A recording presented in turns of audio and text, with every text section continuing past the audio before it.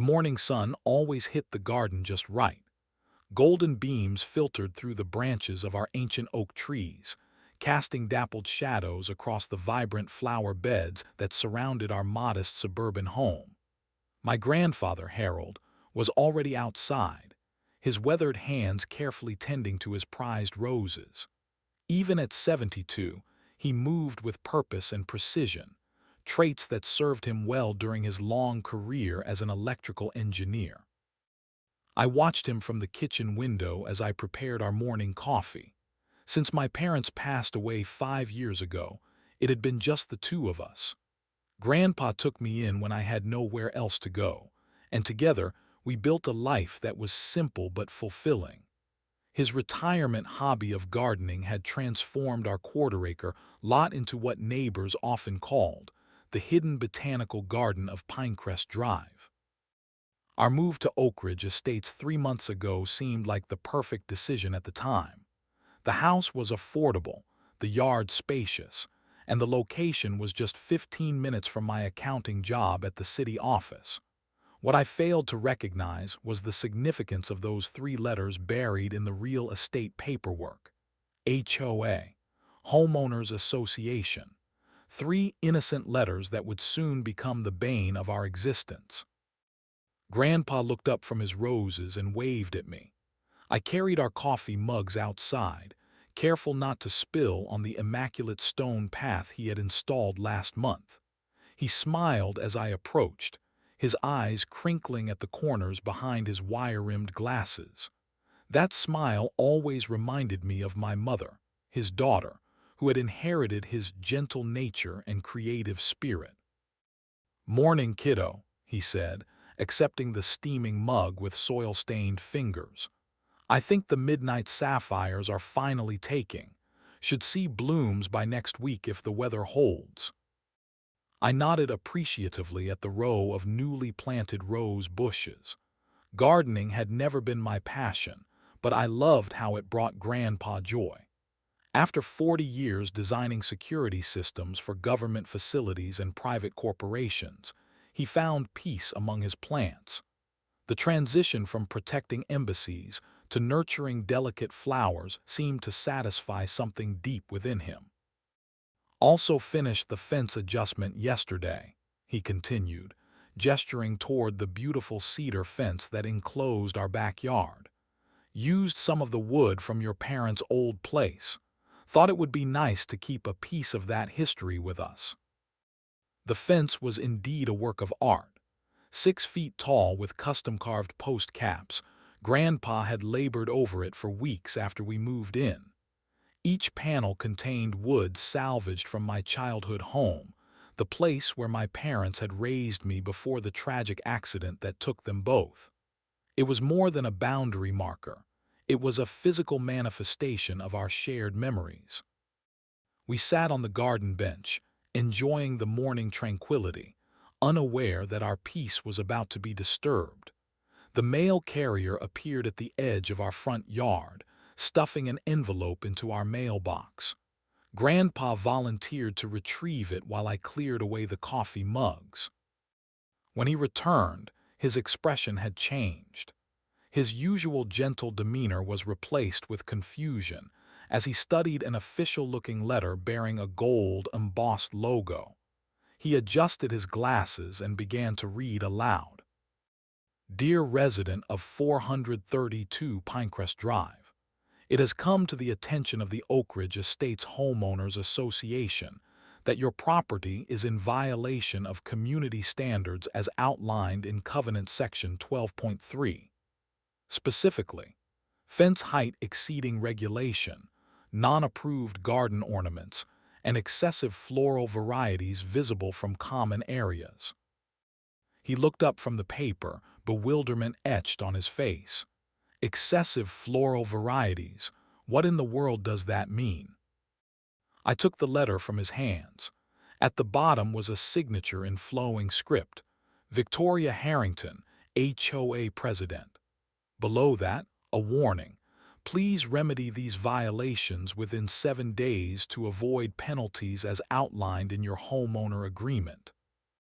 "Did you know about these rules?" Grandpa asked, his voice tinged with concern. I shook my head. Must have been buried in all that paperwork we signed. I never thought anyone would have problems with a beautiful garden or a handcrafted fence.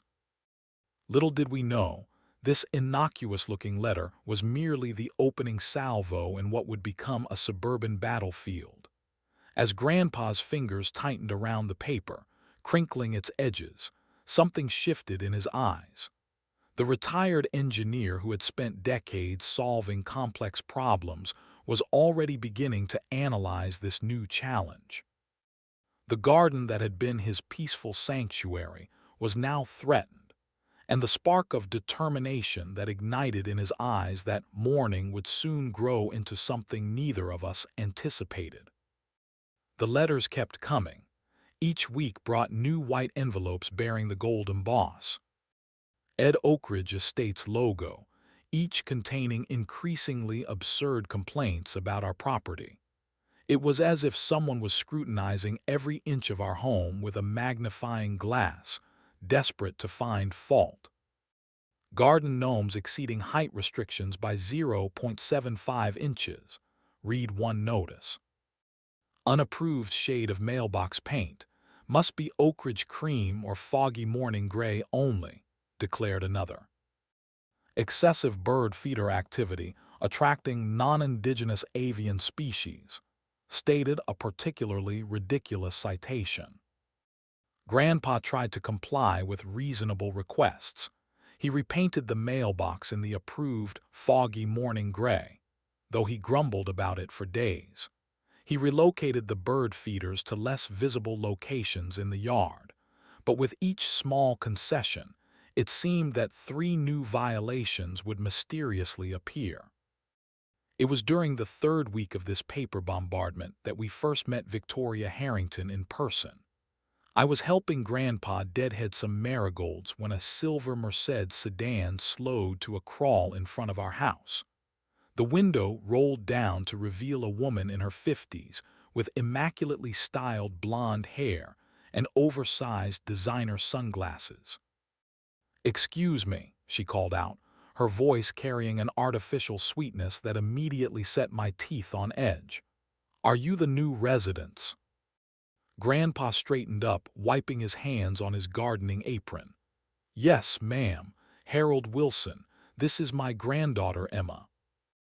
The woman removed her sunglasses, revealing cold blue eyes that assessed our property like a general surveying an enemy position. "Victoria Harrington, HOA president. I wanted to introduce myself personally." Her gaze lingered on the cedar fence visible from the side yard. "Have you been receiving our notices? There seem to be ongoing compliance issues."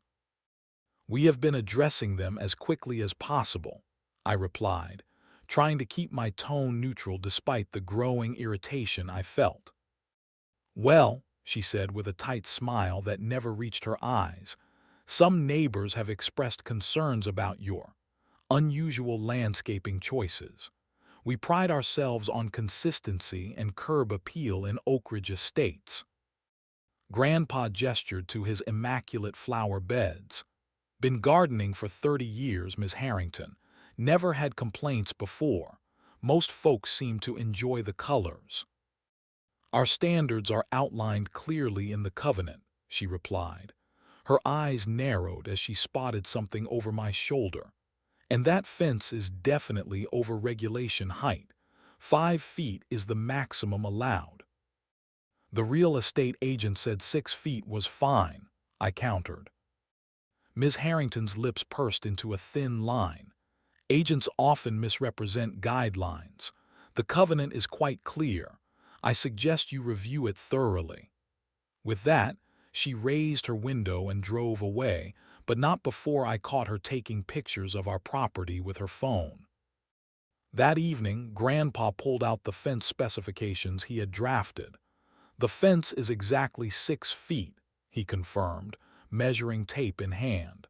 "Standard privacy fence height in most neighborhoods." "Maybe we should just lower it," I suggested. "Is it worth fighting over a foot of height?" Grandpa ran his hand along the smooth cedar planks, his expression somber. "This wood came from your parents' home, Emma, the last physical pieces we have. Your father and I salvaged it together after the fire department cleared the property." His voice grew quiet. "Remember how he always talked about building that workshop in the backyard? We never got around to it. But this fence, it contains the last bits of the home where you grew up." I felt a lump form in my throat. The fence was more than just a boundary marker. It contained irreplaceable memories, tangible connections to parents I would never see again. The next morning brought another letter, this one delivered by certified mail requiring a signature. It was an ultimatum: remove the fence entirely within 48 hours or face daily fines of $100, potential liens against the property, and legal action.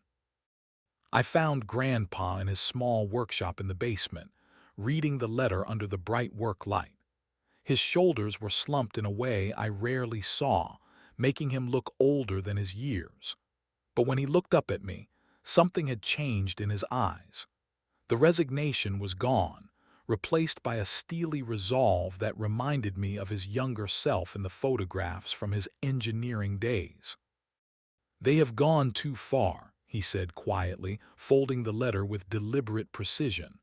Outside, the sun was setting, casting long shadows across our threatened garden. As darkness fell, Grandpa switched on his work lamp and pulled out a notebook. Too far indeed. For the next week, Grandpa appeared to be complying with the HOA demands. During daylight hours, he made a show of measuring the fence and removing the decorative post caps that added a few inches to its height. He repainted sections in an approved color and nodded politely whenever M.S. Harrington drove by on one of her increasingly frequent inspection routes. But something strange was happening after dark. Light seeped from beneath the workshop door well past midnight. The electric bill spiked noticeably. Mysterious packages arrived with technical-looking components that Grandpa quickly squirreled away before I could get a good look at them. The basement workshop, normally a space we shared as he taught me simple repairs and electronics, suddenly became forbidden territory. Handwritten "Keep Out" signs appeared on the door, reminiscent of when I was a child and he worked on dangerous projects. It was both concerning and oddly nostalgic. "Grandpa, what are you working on down there?" I finally asked one morning over breakfast, after hearing him come to bed at 3 in the morning.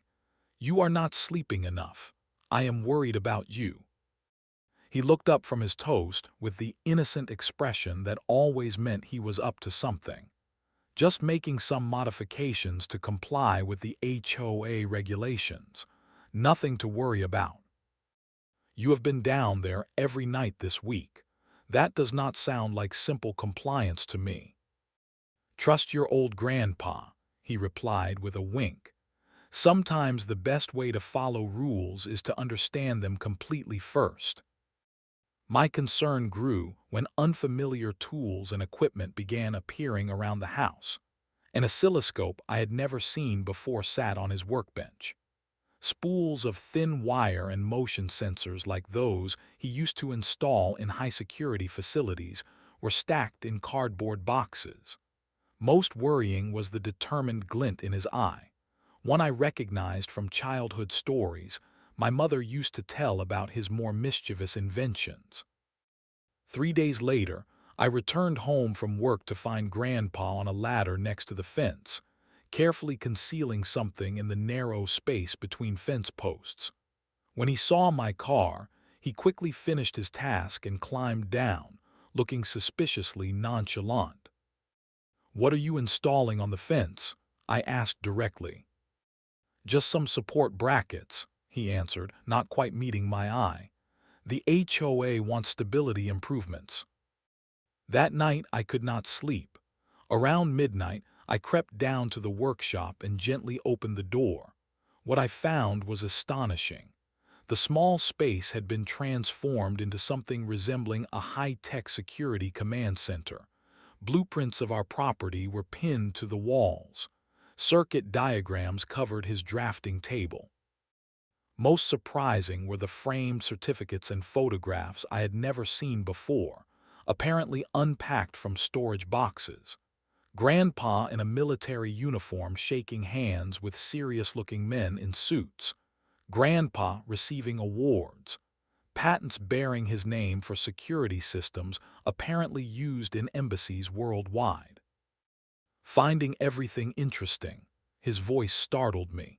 Grandpa stood in the doorway, arms crossed but not angry. "I did not know you did classified work," I said, pointing to a photo where his face was clear, but others were partially redacted. "That was a long time ago." He stepped into the room. "Before your mother was born, I designed security systems for people who needed the very best protection." He chuckled. "Never thought those skills would come in handy against an HOA president."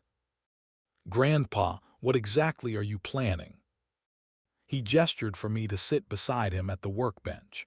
"Victoria Harrington is a bully, Emma, and in my experience, bullies only stop when they face consequences for their actions." He picked up what looked like a modified circuit board. "She thinks she can intimidate us into submission, force us to destroy something meaningful because of arbitrary rules she selectively enforces." "But are you sure this is the best way to handle it? Whatever this is." I gestured at the complex setup surrounding us. In response, Grandpa opened a drawer and pulled out a well-worn copy of the Oak Ridge Estates Covenant. "I have read every page of this document 3 times. Our fence is actually permitted under Section 17, Paragraph 3, which allows exceptions for structures containing materials of significant emotional or historical value, provided they are properly maintained and aesthetically harmonious with surroundings." "Then why not just point that out to her?" His eyes twinkled with mischief. "Because Ms. Harrington is not actually interested in rule enforcement. She is interested in power. And sometimes, Emma, people who abuse power need to be taught that boundaries work both ways." He picked up a small control panel disguised as an ordinary electrical box. "This fence will be completely compliant with their precious regulations, but it will also be compliant with my standards for home security." The next morning, I watched from the kitchen window as Grandpa made final adjustments to whatever system he had installed. From the outside, the fence looked completely normal, if anything, more conventional now that the decorative elements had been removed. But knowing my grandfather's background, I understood that appearances were likely deceiving. For the first time since the HOA notices began arriving, Grandpa seemed genuinely content, even excited. As he worked, I caught glimpses of the brilliant engineer who had once protected diplomatic facilities and corporate headquarters. His hands, despite their age, moved with confident precision as they connected nearly invisible wires running along the fence line. Motion detectors, disguised as ordinary garden fixtures, were positioned at strategic intervals. Whatever he was planning, it was far more sophisticated than a simple act of rebellion. The surveillance began in earnest the following week. Ms. Harrington's silver Mercedes cruised past our house with alarming frequency. Sometimes she drove by 3 or 4 times before lunch, slowing to a crawl as she passed our property. Her designer sunglasses did little to hide her scowl as she scrutinized every inch of our yard. She was not alone in her mission. Other HOA board members joined the parade of inspection. Mr. Peterson, a thin man with a permanently worried expression, circled our property one afternoon, clipboard in hand. He photographed our mailbox, the garden beds, and particularly the fence from multiple angles, occasionally making notes with exaggerated gestures meant to intimidate. Through it all, Grandpa maintained an unnervingly calm demeanor. He would wave cheerfully at the HOA spies, sometimes even calling out friendly greetings that were rarely returned. While watering plants near the controversial fence, he hummed old big band tunes, seemingly oblivious to the hostility directed our way. "Why are you so relaxed about all this?" I asked him one evening as we watched Miss Harrington drive by for at least the fifth time that day.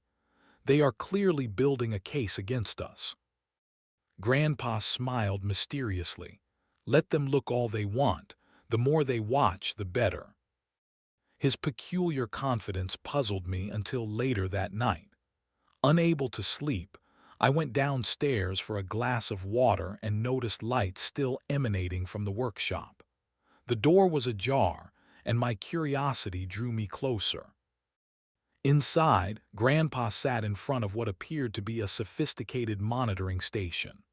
Multiple small screens displayed different angles of our property views from the front porch, the side yard, the garden beds, and several perspectives of the fence line.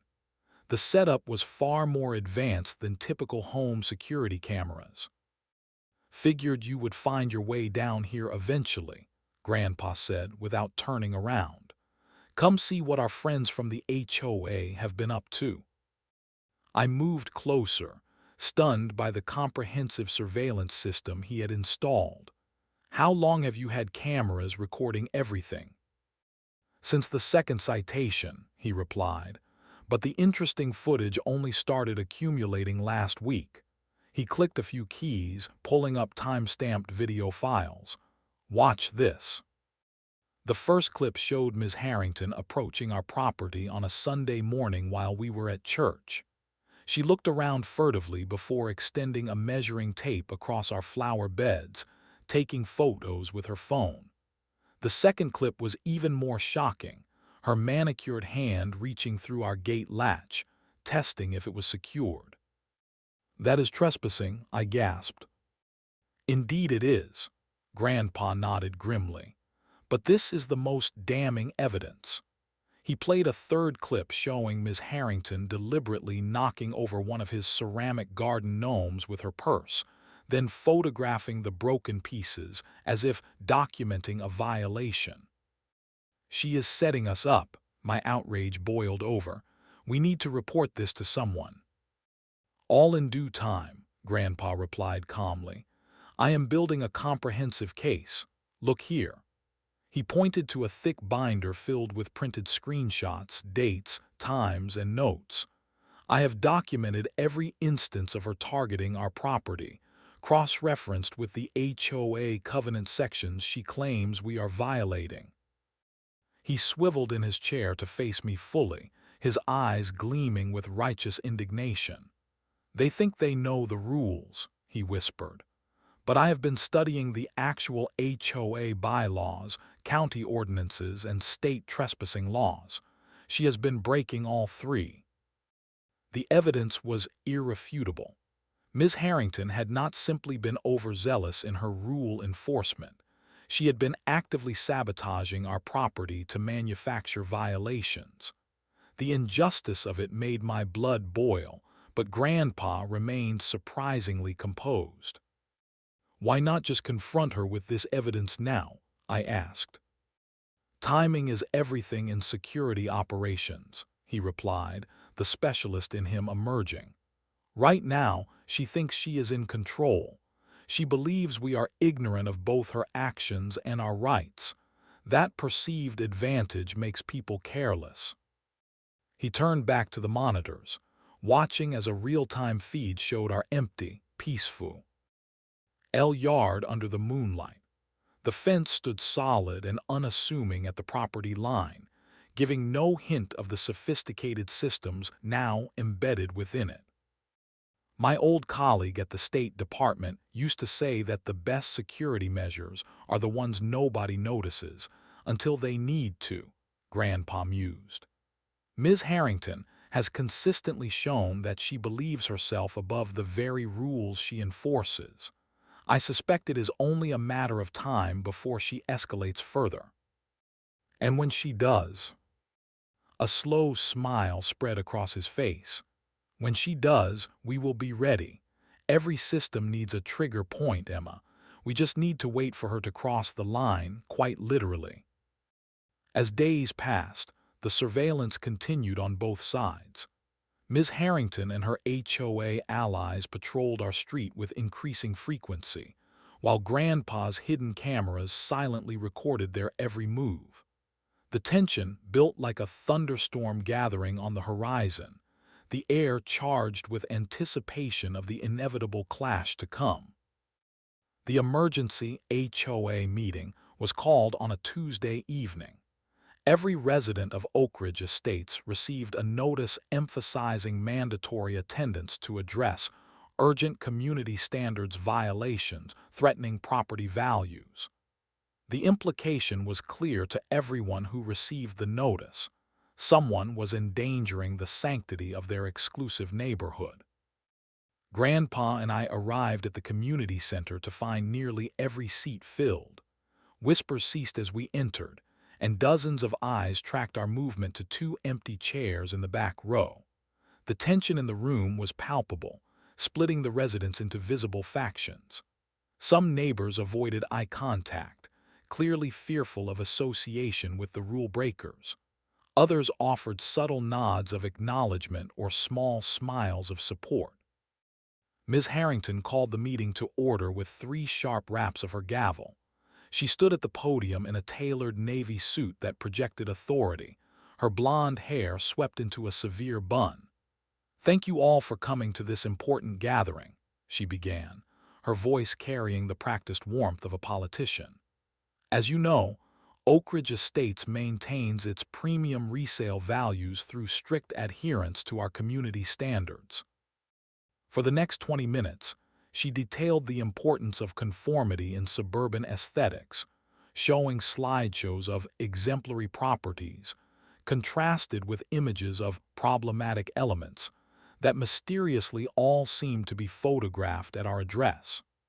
Throughout her presentation, her gaze repeatedly fixed on us, clearly expecting signs of intimidation or submission. Grandpa sat calmly beside me, hands folded in his lap, expression pleasantly neutral.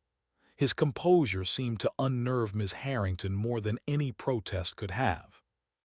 "Now, Mr. Peterson will report on the compliance follow-up regarding the property at 432 Pinecrest Drive," she announced, yielding the podium to the thin man with the clipboard. Mr. Peterson approached with obvious reluctance. He cleared his throat several times before speaking. "We have conducted multiple inspections of the property in question," he began, not looking in our direction. "The residents have made several modifications to address our initial concerns. The fence height has been adjusted to remove ornamental elements that exceeded guidelines. The unapproved garden fixtures have been relocated to less visible areas." Ms. Harrington's knuckles whitened around her gavel, and the fence itself. Mr. Peterson shifted uncomfortably. "The fence appears to be in technical compliance with Section 17, Paragraph 3 of our covenant, which allows exceptions for structures containing materials of significant emotional or historical value." A murmur rippled through the audience. Ms. Harrington's smile remained fixed, but her eyes flashed with displeasure. "Technical compliance is not the same as honoring the spirit of our community guidelines," she declared. "Compliance is more than meeting minimum standards. It is about neighborhood harmony and property values." She reclaimed the podium, gripping its edges. "I will personally conduct a final comprehensive inspection to ensure full compliance with both letter and spirit of our regulations." The meeting concluded with a warning that continued resistance to community standards will result in escalated enforcement measures. As residents filed out, the divided reactions continued. Some neighbors hurried past us without acknowledgement, while others paused to introduce themselves quietly. "Do not let her bully you," whispered Mrs. Chen from 2 doors down. My koi pond has been her target for years. My sympathy for the special attention you are receiving, added Mr. Gonzalez, an elderly man who lived across the street. Some of us have been hoping for, how do you say, a correction in leadership. The drive home was silent, as I contemplated the battle lines being drawn throughout our once peaceful neighbor. Ood, Grandpa, this is becoming bigger than just our fence. The whole community seems divided. Bullies rarely have just one target, he replied thoughtfully. They simply focus on one at a time. That evening, Grandpa made final adjustments to his fence system. I watched with growing concern as he connected a small black box to what appeared to be a modified sprinkler system concealed along the fence line. What happens if she decides to fine us anyway? I asked, my worry mounting. What if they try to put a lien on the house? What if we get sued? I cannot afford legal fees on my accounting salary and your retirement savings. Emma, Grandpa interrupted gently, placing a weathered hand on my shoulder. Sometimes you have to defend what is yours. I have documented everything. We are within our rights. His confidence was unwavering, but my anxiety persisted. Just tell me what you have planned, please. Better if you have plausible deniability, he replied with a wink. But I promise nothing dangerous or permanently damaging, just a little surprise for anyone who decides our property rights do not matter. The next morning, Grandpa announced a change to our usual Friday plans. Let us skip the grocery shopping today, he suggested casually over breakfast. I have a different errand in mind. Instead of our regular routine, he insisted we park my car around the corner from our house and approach on foot through our neighbor Mr. Gonzalez's yard, with his cheerful permission. We entered our home through the back door, Grandpa placing a finger against his lips to signal silence as we slipped inside. He led me immediately to the basement workshop, where the surveillance monitors showed a live feed of our property from multiple angles. We had only been seated for 15 minutes when a familiar silver Mercedes appeared on the street view camera. Ms. Harrington parked across from our house, her gaze fixed on our empty driveway. She remained in her vehicle for several minutes, apparently confirming our absence. Then, with purposeful movements, she exited her car carrying what appeared to be a measuring device and a camera. She is doing another inspection, I whispered. Grandpa shook his head, his expression grim. Watch. Instead of remaining on the public sidewalk, Ms. Harrington circled to the side yard, repeatedly glancing over her shoulder. Finding no observers, she produced a small step stool from behind a decorative bush where she must have hidden it previously. With surprising agility for a woman in business attire, she positioned the stool beside our fence and climbed up. She is not going to. My words caught in my throat as Ms. Harrington hoisted herself onto our fence, balancing precariously before swinging one leg over the top. She is, Grandpa confirmed quietly, his finger hovering over a small switch on the control panel before him. She most certainly is. The moment Ms. Harrington's second leg cleared the top of the fence, multiple systems activated in perfect synchronization. On the monitor screens, we watched as motion sensors detected the intrusion, sending signals to Grandpa's control system. Silent alarms pinged his phone with alert notifications, and status lights on the security panel shifted from green to red. Ms. Harrington paused at the top of the fence, scanning our backyard with the confidence of someone who believed herself unobserved and untouchable. Her designer heels dangled precariously as she prepared to lower herself onto our property. She reached for a nearby branch to steady her descent, completely unaware of what awaited her. 3, 2, 1, Grandpa counted softly, his finger pressing the confirmation button when she committed fully to the trespass. The special modification, deployed with engineering precision, concealed ports along the fence line suddenly revealed themselves, rotating outward with mechanical whispers.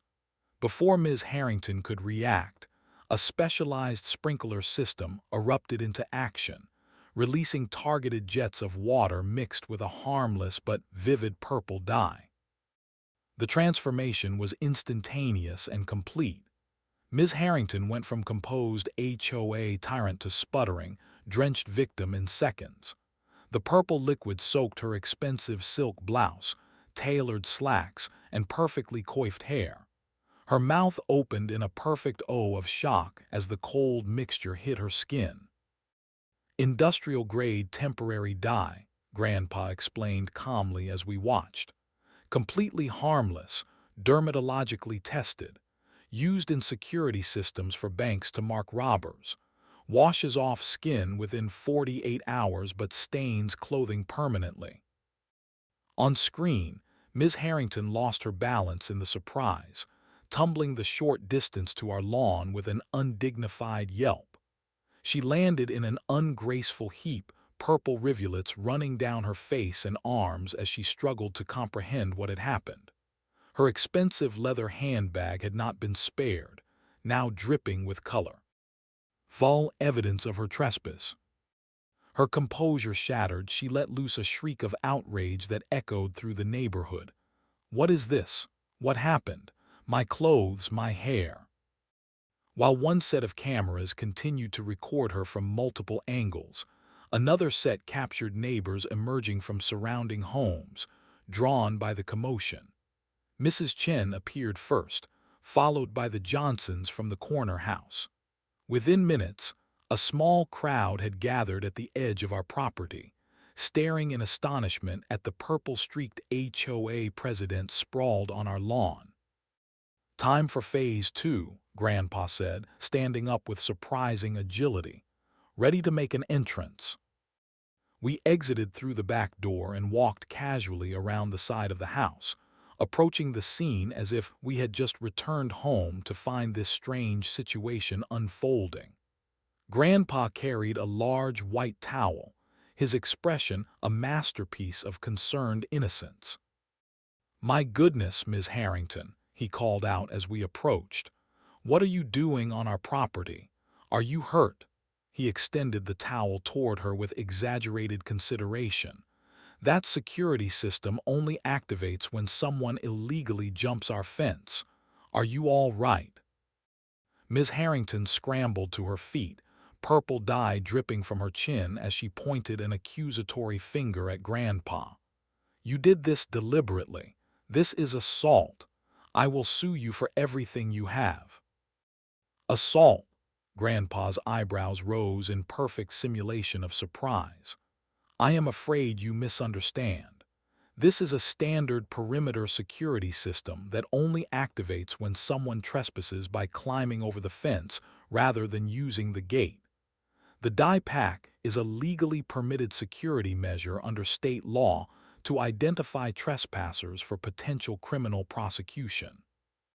The gathering crowd now included 3 other HOA board members who had arrived to witness their president dripping purple water onto our lawn, clearly on the wrong side of our fence.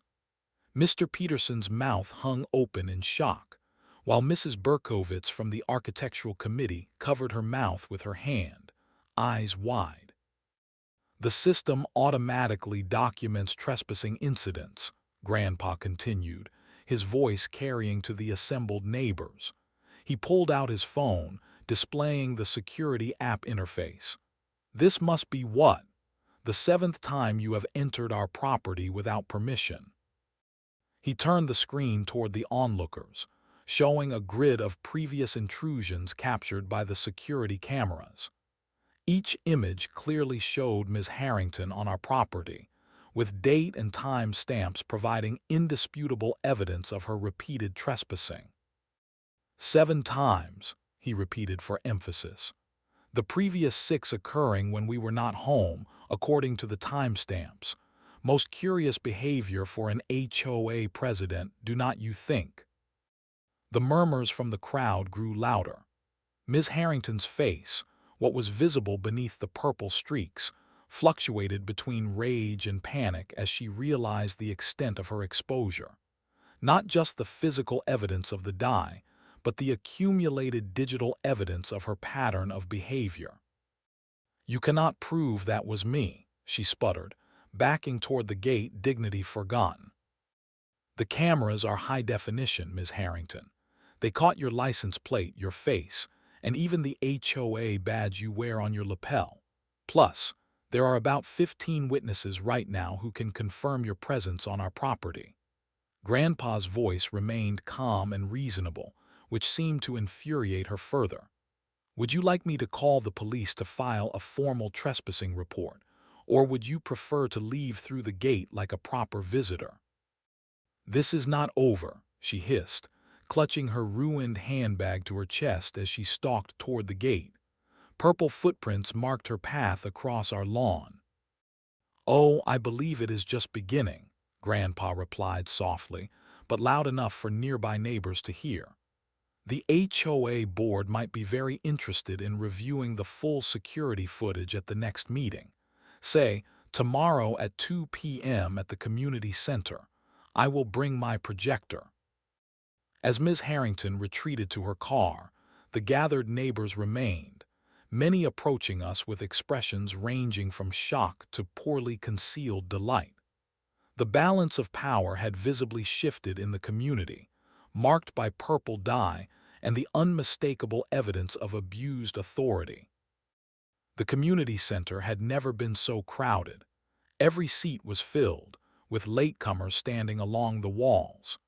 The emergency board meeting had been hastily called for the following afternoon, and it seemed that every resident of Oak Ridge Estates had made a point to attend. Whispers and speculation filled the room, punctuated by occasional laughter quickly muffled behind hands. Ms. Harrington was notably absent. In her place, Vice President Thompson called the meeting to order with obvious discomfort. "Due to an unexpected situation, Ms. Harrington H. has asked me to chair today's session," he announced, his voice strained.